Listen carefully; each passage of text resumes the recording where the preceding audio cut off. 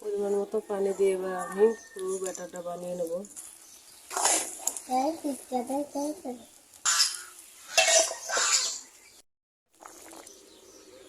আসসালামু আলাইকুম।